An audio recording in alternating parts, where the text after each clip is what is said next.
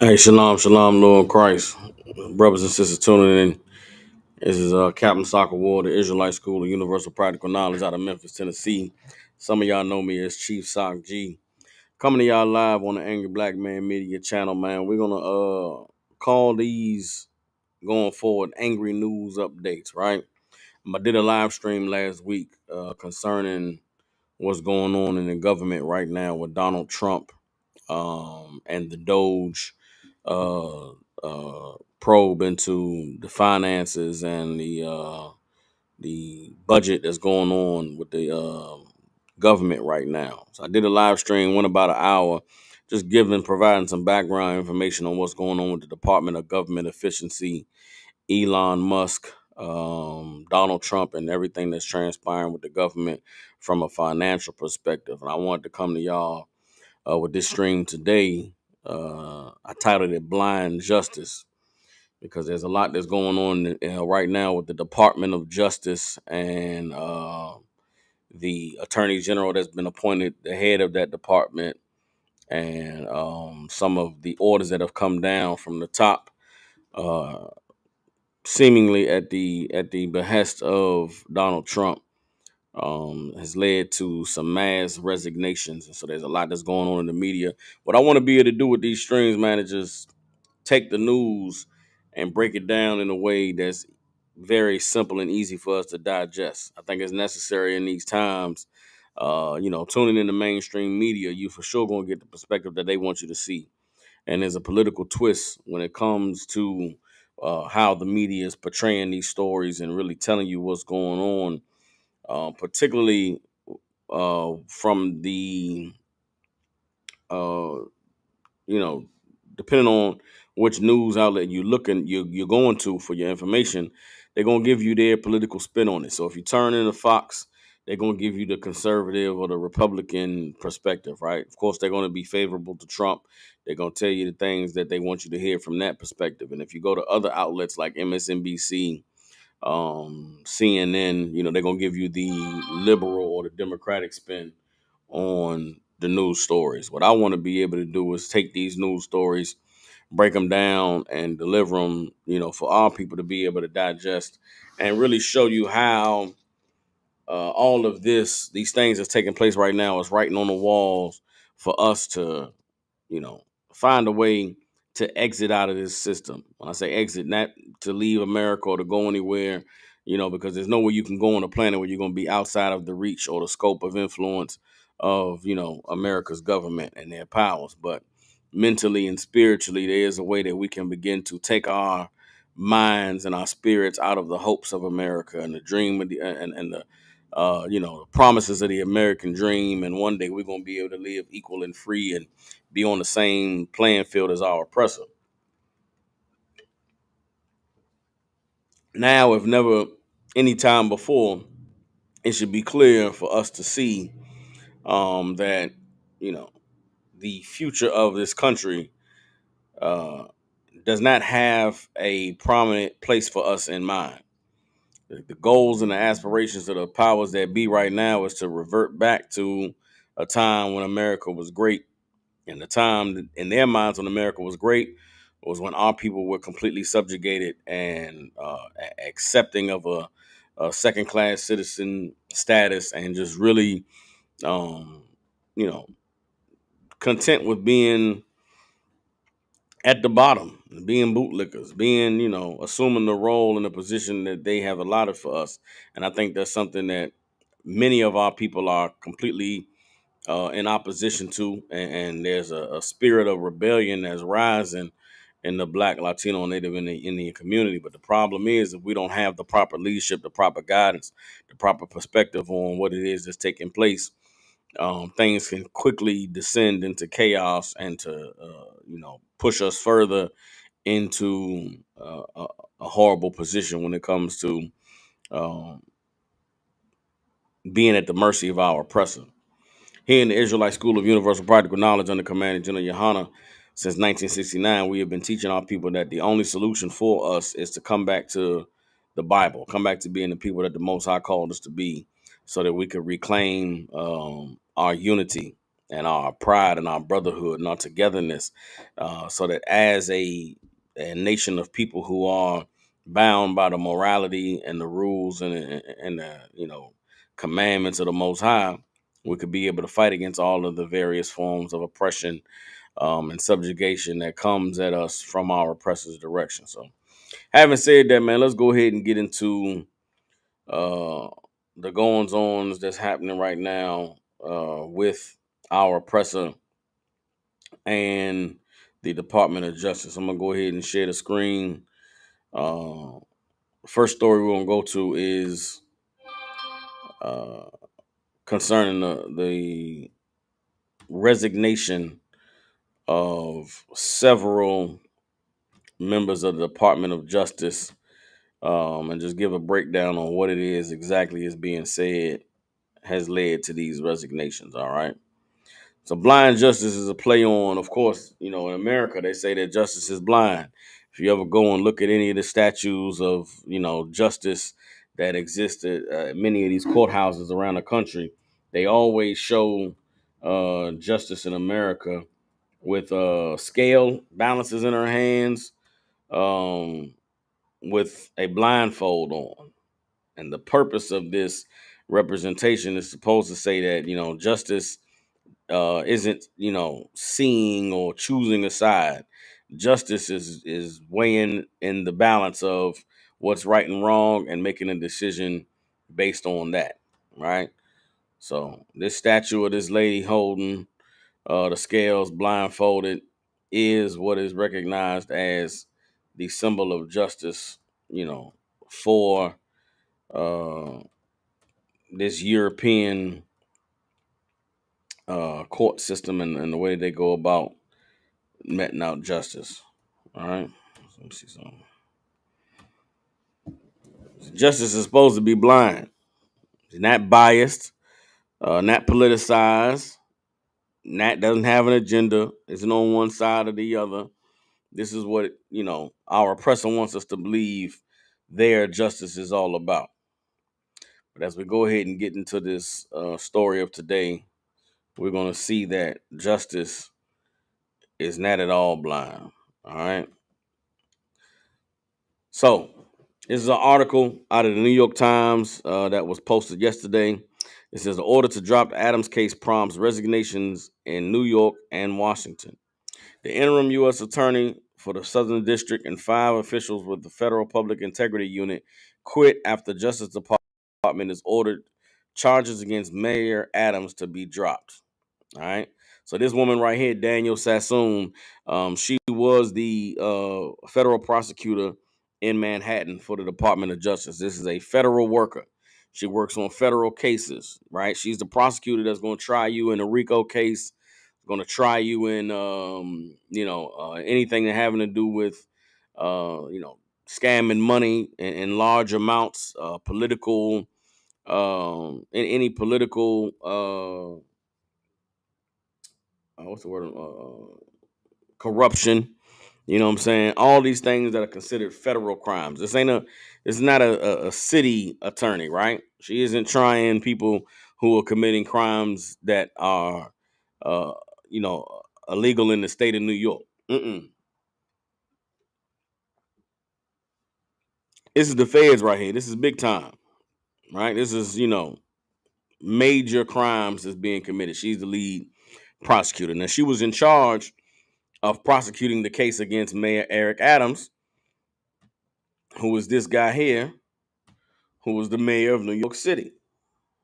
Now, last year, in I want to say it was November, uh, 7 charges were brought down against Eric Adams in New York City.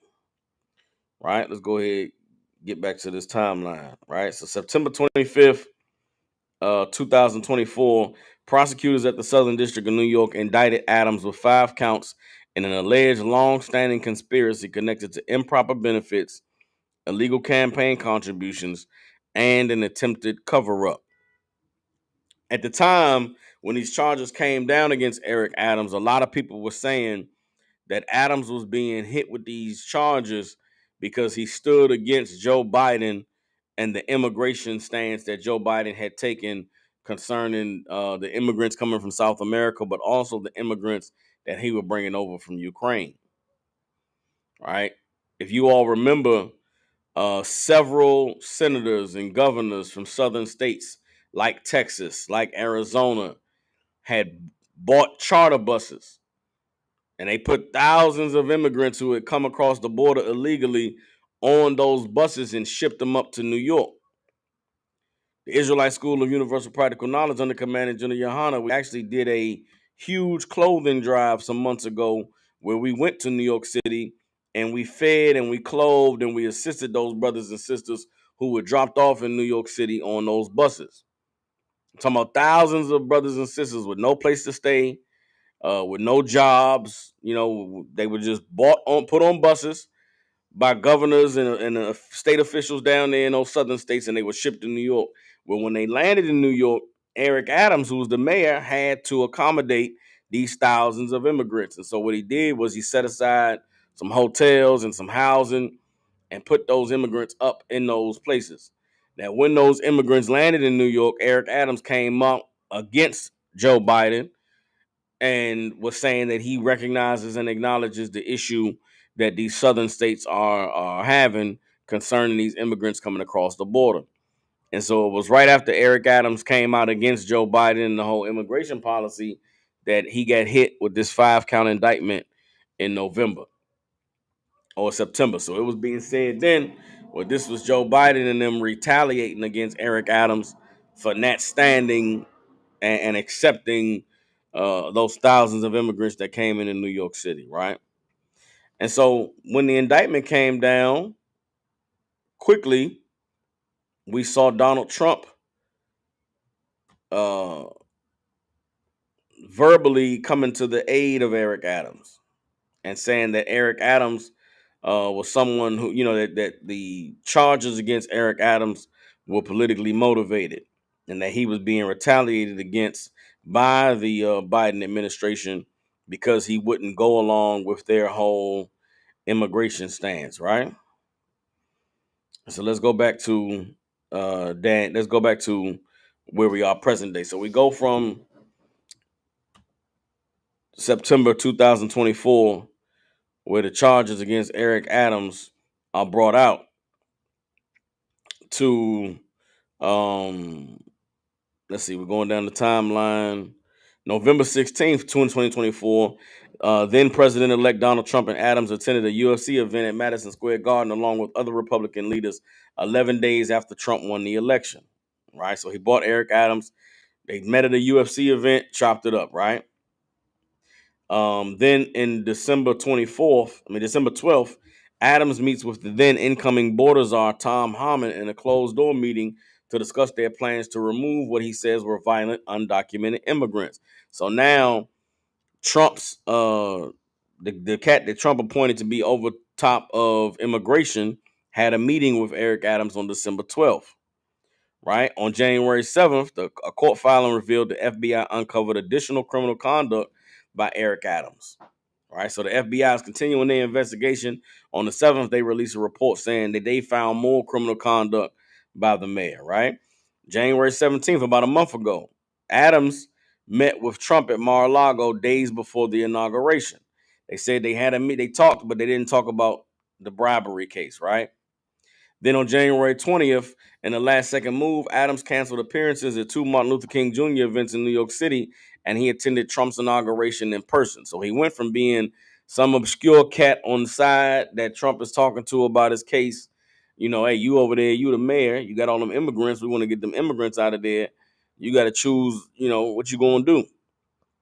And you see over the month leading up to Trump's inauguration, they grew closer. And this cat dropped some events on Martin Luther King Jr. Day to go to Trump's inauguration in person. Then on January 21st, a day later, Adams gave a one-on-one interview with Tucker Carlson and claims that the bribery case was retribution over his criticism of Joe Biden's immigration policies. The probe into Adams covered alleged corruption that date back prior to the Biden administration. The seizure of Adams' devices took place before the mayor made his comments about the former president's migrant policies. So this is the news saying, well, it's impossible for the investigation to have anything to do with him taking a stance against Biden's immigration policies because the case came down before he even made any statements.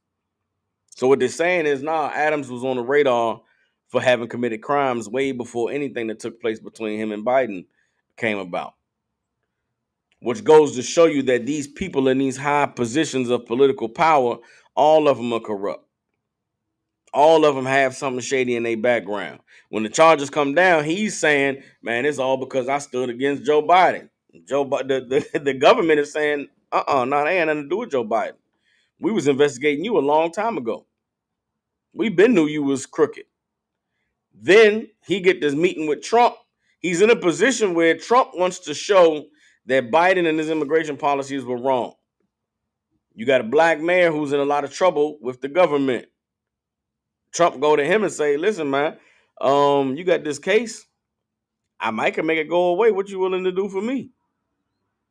He go to the inauguration. The next day, he on Fox News or with the former Fox News reporter, Tucker Carlson, talking about the case and how Joe Biden was acting against him out of a political frustration.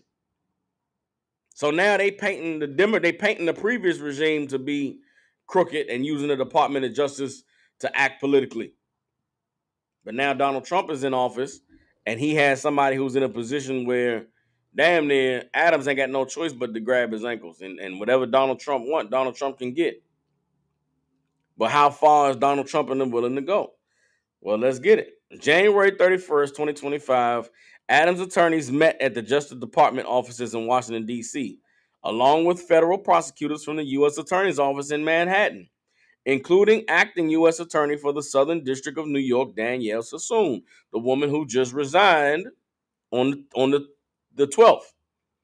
They all had a meeting on January 21st. The prosecutors from New York, Eric Adams and his attorneys on the defense side, they all came to Washington at the Department of Justice and had a meeting. Right? Okay.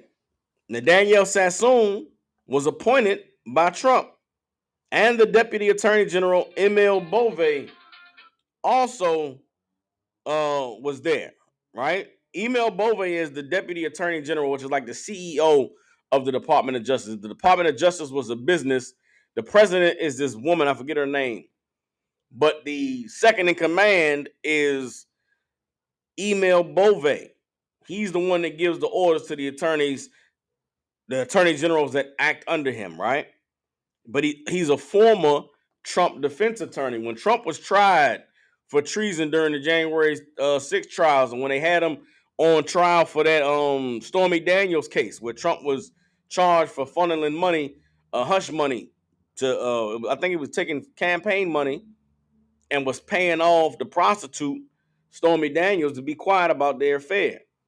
One of his defense attorneys during that case is now the Deputy Attorney General, Emil Bove. Let's keep on reading. Right, February 6, days after returning to work following a medical issue, Adams makes another last-second trip to Washington, D.C. to attend Trump's National Prayer Breakfast. On February 10th, 2025, Bove sends a letter to Southern District of New York prosecutors ordering the dismissal of the Adams case without prejudice, meaning it could be brought again. So if you dismiss something with prejudice, that means it's final, we're standing on it. But if you issue something without prejudice, that means you can come back later and reconsider it. It's not final. Without prejudice means we're tabling it to the side for now, or this is what I'm saying now, but I can come back later and say, well, I did that without prejudice or without prejudgment. Now that I've thought about it, let me take that back. That's something that's important for people that understand when it comes to signatures or signing documents. You sign something without prejudice. That means I'm saying something. I'm saying this now, but I do reserve the right to come back later and say, you know what, on second thought, let me take my name off for that. I don't agree to whatever this is that I signed because I signed it without prejudice. That's a whole nother thing, right? Now, this is Emil Bove. This is the cat who is now the acting Deputy Attorney General for the Department of Justice. He is the guy who is in charge of giving orders to all the other attorney generals for all the different states around the country. Right? February 10th, he gets sent the letter to New York, and we're going to drop the Eric Adams case. We're going to dismiss it without prejudice. We're going to let it go. Basically saying we're going to let Eric Adams off the hook But we're still dangling over his head the possibility of us revisiting the case. Right now, what was the response of that? The response, which took 3 days from Danielle Sassoon, was to just quit her job. She resigned and left the Department of Justice. Right. Orders, orders to drop Adams' case prompts resignations in New York and Washington. Right. So Danielle Sassoon left. I'm gonna read on. It says Manhattan's U.S. attorney on Thursday resigned rather than obey an order from a top Justice Department official to drop the corruption case against New York City's mayor, Eric Adams. Then, when Justice Department officials transferred the case to the Public Integrity Section in Washington, which oversees corruption prosecutions, the two men who led that unit also resigned, according to 5 people with knowledge on the matter. Several hours later, 3 other lawyers in the unit also resigned, according to people familiar with the developments. The serial resignations represent the most high profile public opposition so far to Trump's tightening control over the Justice Department. They were a stunning repudiation of the administration's attempt to force the dismissal of the charges against Eric Adams. So that's where we are right now. All right. Donald Trump made a deal with Eric Adams. We're going to drop your case if you do what we're telling you to do concerning this immigration policy. And depending on how well that goes, we'll make sure that all your legal troubles go away. What Trump may or may not have been banking on was there being some people in the government who have integrity.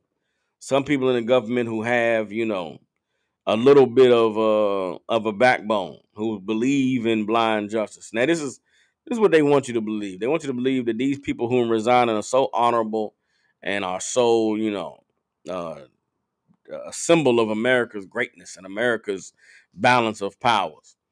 I'm telling you straight up right now, if Eric Adams was not a black man, they would not have resigned over these charges being dropped. These them resigning over the Eric Adams charges being dropped has a lot to do with, I can't believe y'all letting this nigga off the hook. I'm not going to stand for it. I'm not going to let it be said that I was the attorney that let this nigga go. Right? This move, what Eric Adams has just pulled off is like Batman Gotham City villain levels of corruption. You the mayor, you got elected as the mayor because you receive financial contributions from foreign nationals over property that they were trying to acquire in your city. When you was the, head of the Brooklyn I guess real estate association, these Turkish cats was giving you money to make sure that they could hurry up and get their inspections done on their building so they could move into their building. They was, making sure you flew private on your trip to Vegas or flew private on your trip out of town and upgrade and, gave you all these lavish upgrades so that they could make sure that whatever they needed to be taken care of in New York City was taken care of, which goes to show you how New York City operates. Now, this is Eric Adams, who became the mayor, that these cats was putting money in his pocket to make sure different things, got through the cracks. Who knows how many other people were putting money in this man's pockets? Think of all the other officials in the other 5 boroughs. You got a building that is condemned or a building that has been run down. How many millions of dollars do they got to put in some? I mean, how many thousands of dollars has to go inside somebody's pocket so they can get the inspectors to come through and clear the building? How many thousands of dollars got to go in somebody's pocket so that this construction company would get the contract to be able to go and demolish the building or go do the renovations? This is the way things work in America. It's not a society that is established on, not being a respecter of persons. We live in a society that is established on money is the order of the day. Whoever got the most money, that's who can get the most done. That's who has the power. That's who has the influence. That's who has the ear of the politicians. And when the Department of Justice went to investigate Eric Adams, they found this cat's full of corruption. Now, Eric Adams in New York has a reputation of being a party. He just a regular Jake who's made it to the top of the ranks of government as far as the city of New York goes. But this is a cat that hang out, get drunk, party, have women. You know, he ain't even married. He's partying, doing the damn thing, doing it big, getting money, getting paid, and it's not from his, salary as mayor. It's from all the people who recognize that he can be bought and he has a price, and they pay that price and they get whatever they need to get. Well, right now, the price that Donald Trump is paying in order for Eric Adams to do what he wants to be done in New York City in terms of immigration is we'll make this case go away. And best believe the deal that Donald Trump has made with Eric Adams to get this case thrown out has very little to do with just the immigrants that were bust into New York City a few months ago from those southern states. What you are about to see in New York City, if this case goes through with Eric Adams being let off the hook, they are about to come from for all the Puerto Ricans, all the Cubans, all the Dominicans, all the Haitians, all the Trinidadians and the Jamaicans. They're gonna come for them in New York City. They're gonna find all of the brothers and sisters from all of the Caribbean and Hispanic countries, and you're gonna see mass deportations out of New York City. If you live in New York City and you see what's going on right now, and you don't realize that this is being done so they can come and remove you, now is the time to wake up. All those project housing, all that project housing in New York City's South Side and uptown in Harlem, all of the project housing in the Bronx and in Brooklyn, all the places where the black people and Hispanics have been, solidified and strongly knit, they're coming for you, right? This Department of Justice is just one angle of the immigrant issue. They've been right now, Elon Musk and the Department of Government Efficiency is going through all of the government welfare programs and departments, all of the Section 8 vouchers and the housing uh, things. They're going to get rid of all of that. They're going to get rid of Section 8. They're going to get rid of public housing. They're going to get rid of welfare.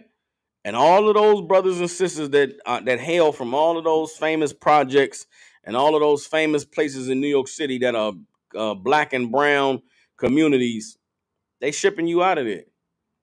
If you don't own where you live in New York City and you black, Hispanic, or Native Indian, Eric Adams is going to make sure they get you up out of there. Why? Because if Eric Adams doesn't make sure they get you up out of there, then they're going to revisit the bribery case that they had against them. And you got to understand that it's fitting that they're using a black man to do it. Eric Adams, a black mayor, is going to be the face of mass deportation of blacks, Hispanics, and Native Indians out of New York City. And when everybody goes to be in an uproar and we're going to say it's racism and this is white supremacy, the white supremacists and the racists are going to say Eric Adams is a black mayor. You can't say this is racism. This is just making America great again. Like, this is what happens when you get in a high seat of political power and political authority and you're a corrupt individual. You will be sought out by the oppressor and you will be utilized to be the scapegoat for all of their evil ambitions to be realized. And Eric Adams is in a position that he wants to be in this position. It's better than jail time. It's better than having to pay millions of dollars on a lawyer to fight a case. Donald Trump, you want me to do what with the immigrants? Oh yeah, I'll make sure I get them up out of there. I'll make sure I side with you and your cabinet on whatever policies you want me to institute uh, for the city of New York. Don't forget, New York is a city that used to have stop and frisk. Let this Eric Adams case go through. New York gonna be the city. It's not gonna be stop and frisk. It's gonna be stop and detain. And after they detain you, whatever reason they decide that they want to ship you off, they're gonna ship you off. And if you're only looking at this from Department of Justice corruption perspective, then you're missing the big point. You're missing the writing that's on the wall. Let's go ahead and get back into some more on the story. All right. So let me show you the letter that Danielle Sassoon wrote concerning why she resigned over this issue, right? So when on the full text of Scotton's letter. Okay, hold on. Give me a second.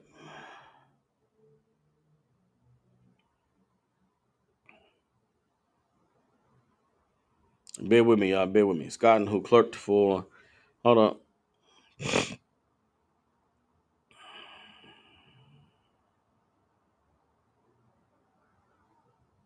All right, let me just go ahead and read this. I'm gonna read more. I thought I was gonna be able to just go straight to the what's the name, but let me read what was actually said concerning why Danielle Sassoon and these other lawyers at the Department of Justice in Washington resigned. All right.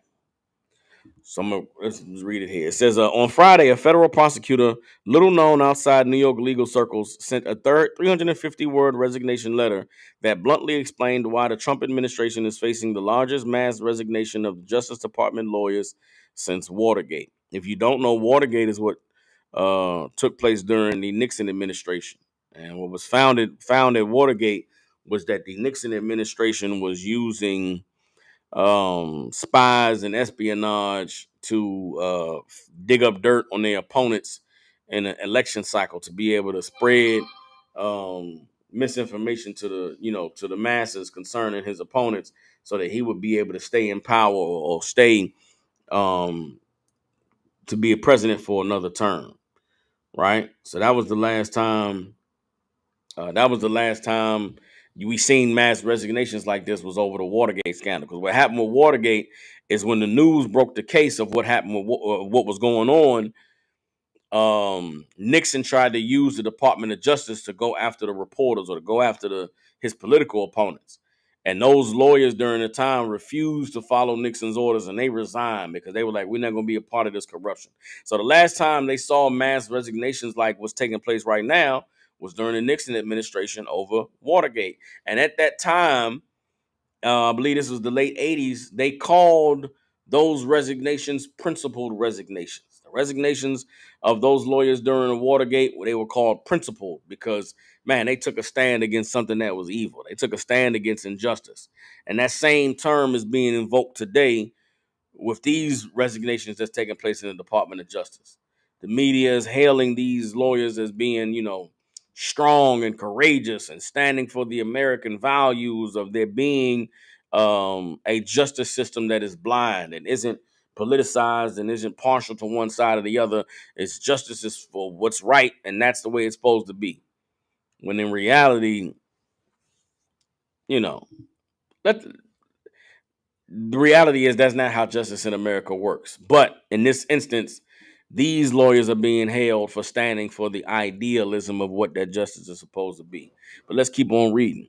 It says, in resigning, Hagan Scotton, who'd been one of the lead prosecutors in the federal corruption case against New York Mayor Eric Adams, succinctly described the core issue that has now led to a total of 7 federal prosecutors in Manhattan and Washington to quit and protest. They have questioned multiple aspects of an order from Attorney General Pam Bondi. Pam Bondi is the acting Attorney General, right? And her acting Deputy Attorney General, Emil Bove, to drop the charges against Adams. So that's the president and the CEO of the Department of Justice, Pam Bondi and Emil Bove. I already said Emil Bove was the cat who was on Trump's defense team during his trial concerning the January 6th insurrection and his case against Stormy Daniels and the hush money that was being funneled to keep her quiet about Donald Trump going up in her. Keep reading. But Scotton's letter highlights a core issue. Bondi and Bove, and through them President Donald Trump, are not permanently dropping the charges against Adams. They are planning to dismiss the indictment without prejudice, a legal maneuver that would allow federal prosecutors to restore the charges against Adams at any time. For instance, if he were to stop cooperating with Trump's immigration policies. Again, you have to see Adams is in a position where Trump and them are saying, you are going to be the face of the mass deportation of blacks, Hispanics, and Native Indians from New York City, or you're going to go to jail for corruption, for these bribery and corruption charges.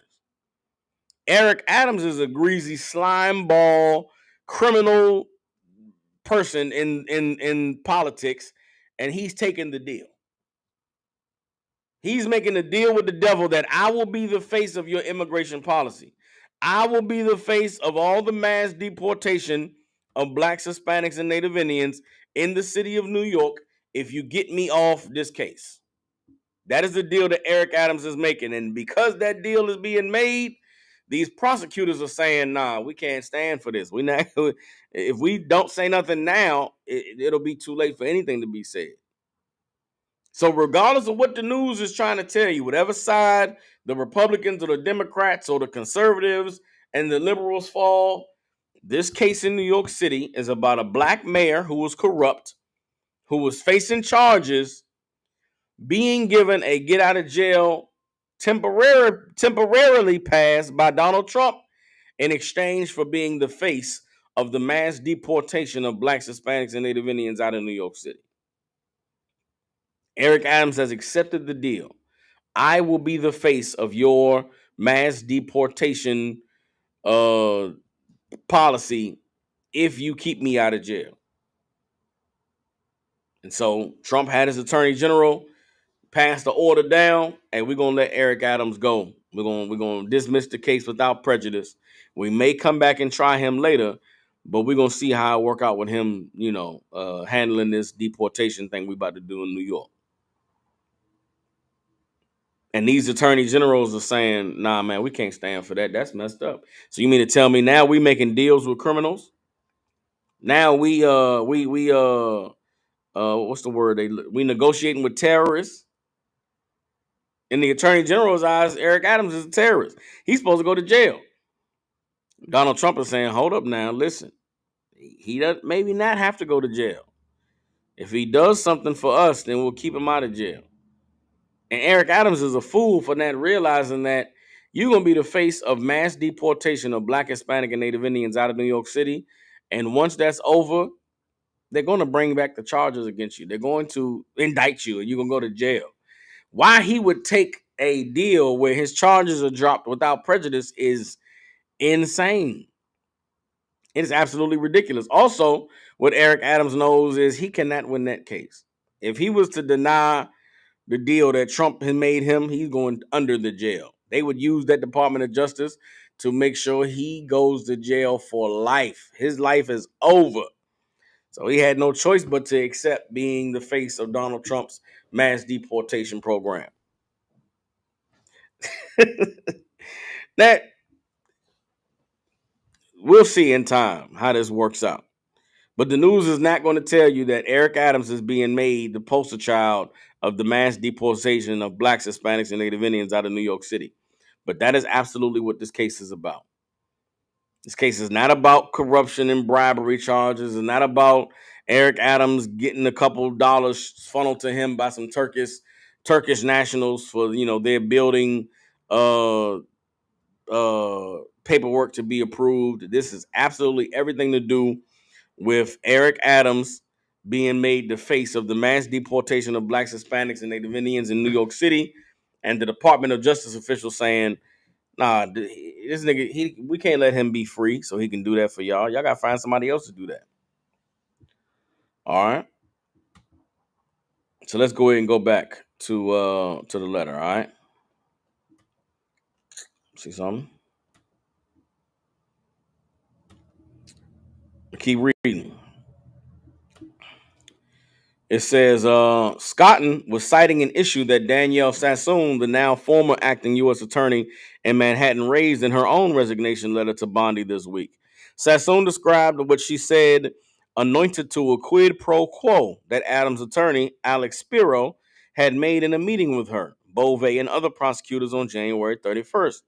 According to Sassoon, Spiro suggested that if the corruption charges against Adams were dropped, the mayor would help the Trump administration's crackdown on migrants.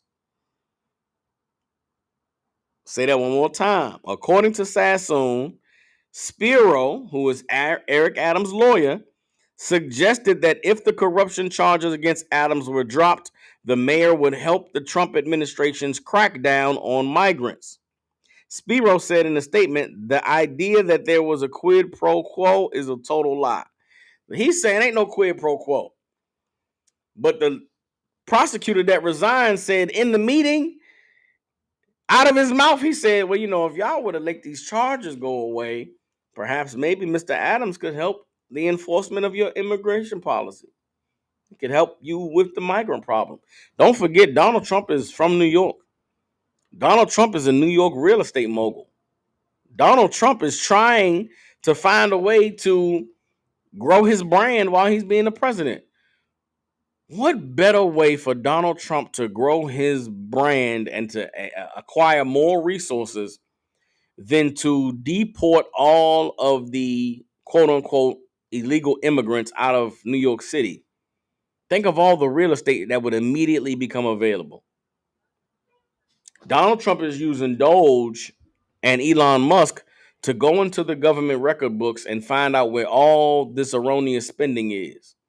You think they're not going to come to the conclusion that all of these social welfare programs is hindering America and it's taxing the government? You think they're not going to get rid of Section 8? They're not going to get rid of the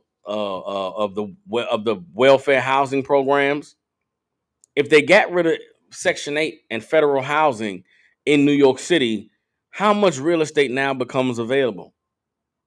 How many buildings have to be mass evacuated if there's no more funding from the government to pay the rent in those projects?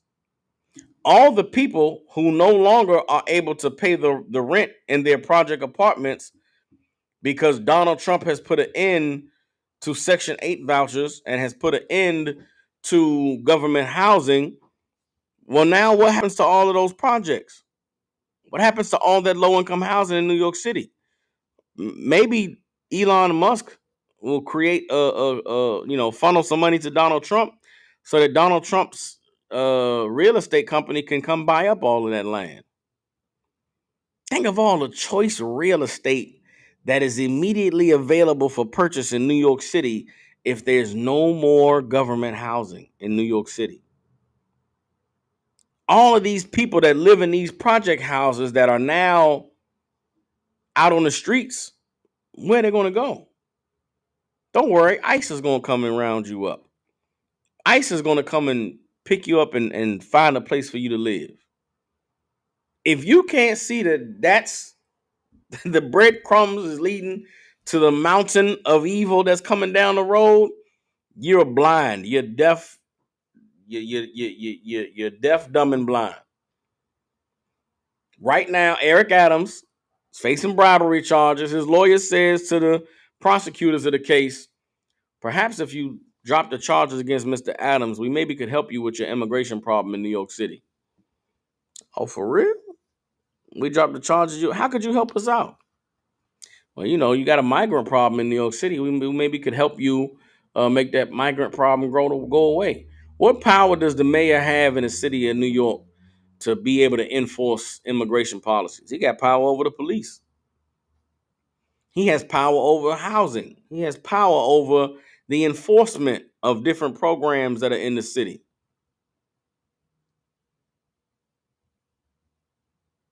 This is evil on a scale that I don't know if our people can imagine, but it's absolutely unfolding right before our eyes.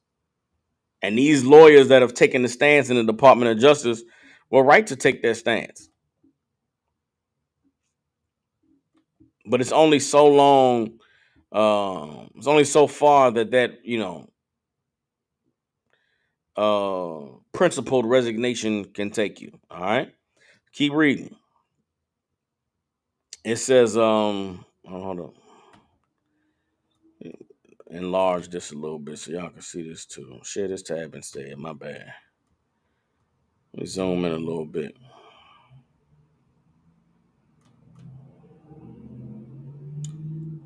All right. It says, longstanding Justice Department guidelines bar prosecutors from using the threat of federal criminal prosecution to blackmail Americans, from ordinary citizens to powerful elected officials, into carrying out their wishes.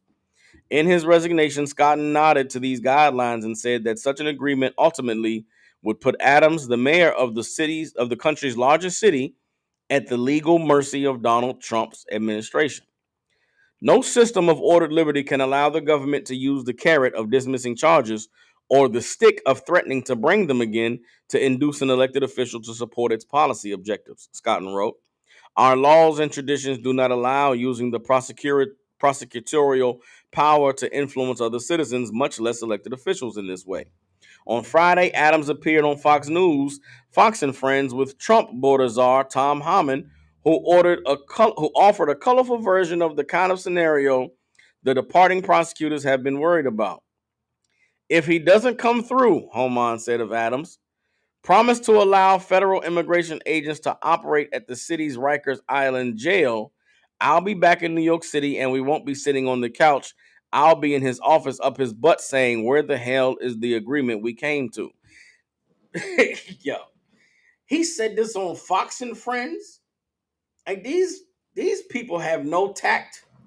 They have no cut cards. They're not trying to hide the corruption. They out front with it. And here's what he's saying.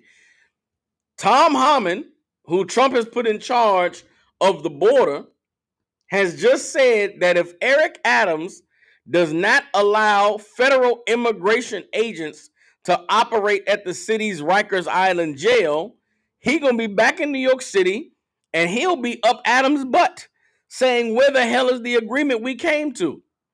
Meaning what? What is the agreement they came to? We will let you federalize Rikers Island prison. Rikers Island is a notoriously horrible jail. And it's packed right now in New York City, full of drug offenders and rapists and unalivers. Guess what? It won't be that. It won't be used for that in a short while. In a short while, Rikers Island is going to be a staging area for shipping Blacks, Hispanics, and Native Indians out of New York City. Because that is how they intend to deal with the migrant issue in New York. This is the quiet part that's being said out loud. No media is going to cover it this way. No news organization is going to say, if you're Black, Hispanic, or Native Indian and you live in New York City, Donald Trump is coming for you. If you live in the projects in New York City, Donald Trump is coming for you. If you live in low-income housing in New York City, Donald Trump is coming for you. Oh man. Think of, you go to World War II and they talk about Auschwitz and they talk about, all these cities in Germany where they deported all these people and shipped them to these concentration camps. That is what is about to happen in New York City. If your family does not own land or does not own property in New York City, even if it does, if you have a migrant last name, if you're a 14th Amendment citizen, meaning you were born in New York City, born in America, and that's how you got your citizenship. If they deem you to be something they don't want, they'll just get rid of you. And they're doing it right now with our brothers and sisters, these Hispanics, with ICE. This is a multi-front attack on our people. And it starts with stories like this. If you don't pay attention to these kinds of stories, they slip through the cracks. And before you know it, we don't know how we get to the point where they're deporting all the Blacks, Hispanics, and Native Indians out of New York City. Well, it started with the deal they made with the mayor to dismiss his corruption case in order for them to be able to use Rikers Island as a federal immigrant staging area. Keep reading. In a statement Friday afternoon, Justice Department Chief of Staff Chad Mizell said the decision to dismiss the indictment of Eric Adams is yet another indication that this DOJ will return to its core function of prosecuting dangerous criminals, not pursuing politically motivated witch hunts. The fact that those who indicted and prosecuted the case refused to follow a direct command is further proof of the disordered and ulterior motives of the prosecutors. Such individuals have no place at the DOJ. You understand? Then that's the government spin on it. That's the Donald Trump spin on it. Oh, they're resigning because they are a part of the corruption.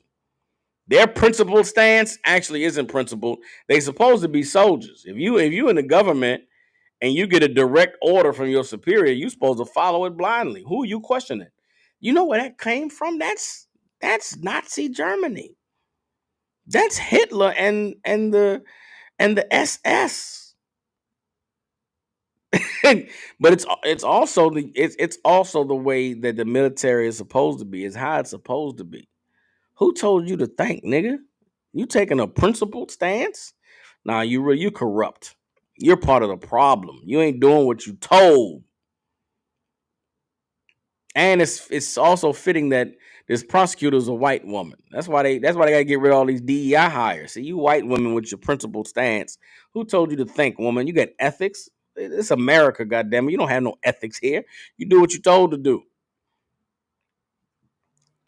Keep reading. Scotton, who clerked for the two Republican appointed Supreme Court justices, Chief Justice John Roberts and then D.C. Circuit Appeals Court Judge Brett Kavanaugh, said he was not acting out of a partisanship or dislike for Trump, but that he believed Beauvais' call for the charges to be dropped was a mistake. Here's the problem with them trying to say these people that resigned are politically motivated. The Scotton cat is a astute conservative. He served under two conservative Supreme Court justices. He's been conservative his whole time. He's been a lawyer. But even this for him was just too far. This is a quote. Some will view the mistake you are committing here in the light of their generally negative views of the new administration, he wrote. I do not share those views. I can even understand how a chief executive whose background is in business and politics might see the contemplated dismissal with leverage as a good, if distasteful, deal. He then questioned whether Beauvais or any other administration lawyer had advised Trump of the dangers of filing a motion to dismiss the charges against Adams without prejudice and then use them as leverage against the mayor. If no lawyer within earshot of the president is willing to give him that advice, then I expect you will eventually find someone who is enough of a fool or enough of a coward to file your motion, Scotton wrote. But it was never going to be me. You can find somebody else to be your hoe, but I'm not your hoe. Find somebody else to take the fall for this, to let this go through, but I'm not the one. This is a master class on professionally telling somebody to kiss your ass. You got me fucked up, dog. You thought I was gonna go through with this shit? Who the fuck you think I am? You know who I am. I served under two Supreme Court justices. I ain't biased. I'm just not with this bullshit. Y'all sloppy with this shit. This is messy. I'm not dealing with this.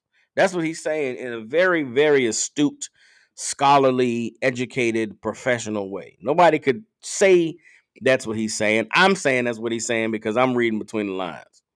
This is a master class in telling somebody to kiss your ass. You got me fucked up. I'm a man first. I'm not just your boy who follows the orders because you give them. Keep reading. Please consider this my resignation, he added. It has been an honor to serve as a prosecutor in the Southern District of New York City. Everybody understands. They got the full text of the letter. You can read it. Matter of fact, I'll go ahead and read it since I just said it was a masterclass. Let me read the full text of the letter. And this is a attorney general for New York City that resigned when he was given a order by the deputy attorney general Emile Beauvais to dismiss the charges against Eric Adams, who was the mayor of New York City that was brought up on corruption and bribery charges.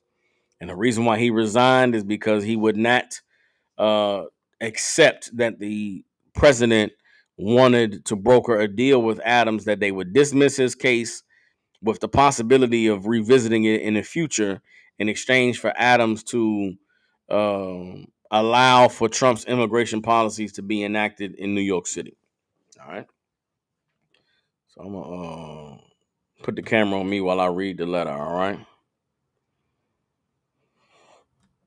Okay. This is the full text of Scotton's letter. It says, Mr. Beauvais, I have received correspondence indicating that I refuse your order to move to dismiss the indictment against Eric Adams without prejudice, subject to certain conditions, including the express possibility of reinstatement of the indictment. That is not exactly correct. The U.S. Attorney, Danielle Sassoon, never asked me to file such a motion, and I therefore never had an opportunity to refuse. But I am entirely in agreement with her decision not to do so for the reasons stated in her February 12, 2025 letter to the Attorney General. In short, the first justification for the motion that Damian Williams' role in the case somehow tainted a valid indictment supported by ample evidence and pursued under four different U.S. attorneys and so weak as to be transparently pretextual. The second justification is worse. No system of ordered liberty can allow the government to use the carrot of dismissing charges or the stick of threatening to bring them again to induce an elected official to support its policy objectives. There is a tradition in public service of resigning in a last ditch effort to head off a serious mistake. Some will view the mistake you are committing here in the light of their generally negative views of the new administration. I do not share those views. I can even understand how a chief executive whose background is in business and politics might see the contemplated dismissal with leverage as a good, if distasteful, deal. But any assistant U.S. attorney would know that our laws and traditions do not allow using the prosecutorial power to influence other citizens, much less elected officials, in this way. If no lawyer within earshot of the president is willing to give him that advice, then I expect you will eventually find someone who was enough of a fool or enough of a coward to file your motion. But it was never going to be me. Please consider this my resignation. It has been an honor to serve as a prosecutor in the Southern District of New York. Yours truly, Hagan Scotton, Assistant Attorney General, Assistant United States Attorney, Southern District of New York.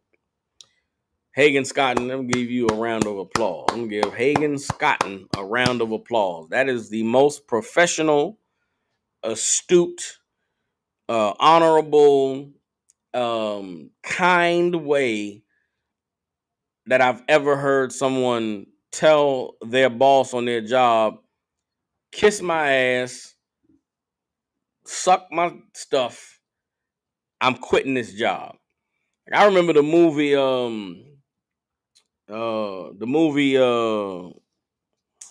what's the name of that movie? Tom Cruise and Cuba Gooding Jr. He was like, bring me the money. I mean, no, not to show me the money.